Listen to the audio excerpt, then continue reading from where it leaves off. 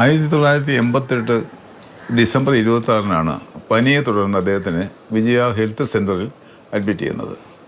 അദ്ദേഹത്തിൻ്റെ അടുത്ത സുഹൃത്ത് ആയ ഡോക്ടർ ചെറിയാനാണ് അദ്ദേഹത്തിൻ്റെ ട്രീറ്റ്മെൻറ്റ് എല്ലാം നടത്തുന്നത്. അപ്പോൾ അവിടെ വന്ന് ഏകദേശം കുറേ ദിവസങ്ങൾ അവിടെ ട്രീറ്റ്മെൻറ്റിലായിരുന്നു.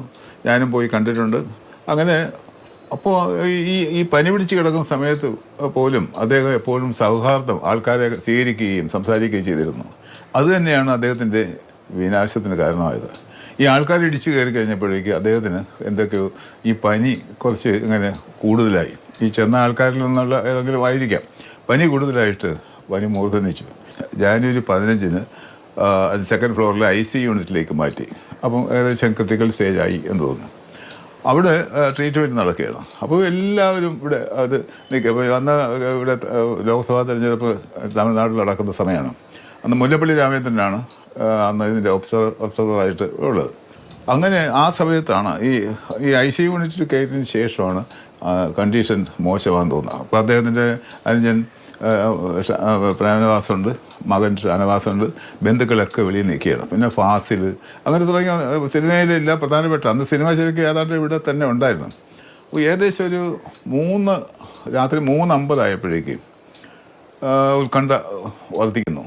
പ്രേമനവാസ് ഈ 2ാമത്തെ നിലയിൽ നിന്ന് കക്ഷി കൈ ഇങ്ങനെ കാണിക്കുന്നു, രക്ഷയില്ല എന്നുള്ളത്.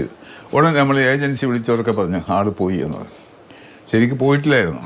അപ്പോൾ സംശയം വന്ന് ഞാനും ജോസഫും കൂടെ നേരെ ഓടി സെക്കൻഡ് ഫ്ലോറിൽ ചെന്നപ്പോൾ ഇദ്ദേഹം ശ്വാസം പിടിച്ച് കിടക്കുകയാണ്. മരിക്കാത്തനാണ് മരിച്ചതായിട്ട് നമ്മൾ റിപ്പോർട്ട് ചെയ്തല്ലോ എന്നുള്ള ഭയങ്കര സങ്കടമാണ്, ധർമ്മസങ്കടത്തിലായി. ഉടനെ ഏജൻസികളെ വിളിച്ചിട്ട് പറഞ്ഞു കൊടുക്കരുത്, നിങ്ങൾ ന്യൂസ് കില്ല് ചെയ്യണം. കുറച്ച് ഒരു 5 ആയപ്പോഴേക്ക് മരിച്ചു എന്ന് ന്യൂസ് വരികയാണ്. അവിടെ നിന്ന് ഏകദേശം ഡോക്ടർ തന്നെ പറഞ്ഞു മരിച്ചു എന്ന് പറയുന്നു. പിന്നെ ഞങ്ങൾ നിന്നില്ല, എല്ലാവർക്കും മെസ്സേജ് കൊടുത്തു. അപ്പോഴേക്ക് എല്ലാ പത്ര ഓഫീസുകളൊക്കെ അടച്ചു കഴിഞ്ഞു. ന്യൂസ് ഏജൻസി എടുത്തെങ്കിൽ അന്ന് അവർക്ക് പോകാനും സാധിക്കില്ല. അങ്ങനെയാണ് ഈ ദാരുണമായ മരണം സംഭവിക്കുന്നത്. പിന്നെ ഒരു വലിയ മഹാസമുദ്രം തന്നെയാണ് ഇവിടുന്ന് എയർപോർട്ടിലേക്ക് പോകുന്നതും മറ്റുമൊക്കെ. പിന്നെ ബാക്കിയുള്ള കേരളത്തിൽ നമുക്ക് അറിയാവുന്ന സംഭവങ്ങളാണ്. ഇതാണ് ഇവിടെ സംഭവിച്ചത്. എന്ന് പറഞ്ഞാൽ വലിയ ഉപകാരിയായിരുന്നു. ഇന്നത്തെ പോലെ ഈ കോടികൾ വാങ്ങുന്ന നടന്മാരെ പോലെ ആയിരുന്നില്ല. സഹായിയാണ്, എപ്പോഴും നിൽക്കും, ആരെ എന്ത് വേണമെങ്കിലും സഹായിക്കുന്ന ഒരു സ്വഭാവക്കാരനായിരുന്നു. ഈ എല്ലാ ഭാഷകളും പ്രമുഖ നടന്മാരുമായിട്ട് നസീർ നല്ല ബന്ധമായിരുന്നു. ഇദ്ദേഹം MGR-ഉമായിട്ടും NTR-ഉമായിട്ടും അങ്ങനെയൊക്കെ ഒത്തിരി ആൾക്കാരുമായിട്ട്, ഒത്തിരി നടന്മാരുമായിട്ടും ആ ഫീൽഡിലെ എല്ലാ ആൾക്കാരുമായിട്ട് ഇദ്ദേഹം നല്ല ബന്ധമായിരുന്നു. ആ ബന്ധം നിലനിൽക്കുന്ന സമയത്താണ് ഇദ്ദേഹം മരിക്കുന്നതൊക്കെ.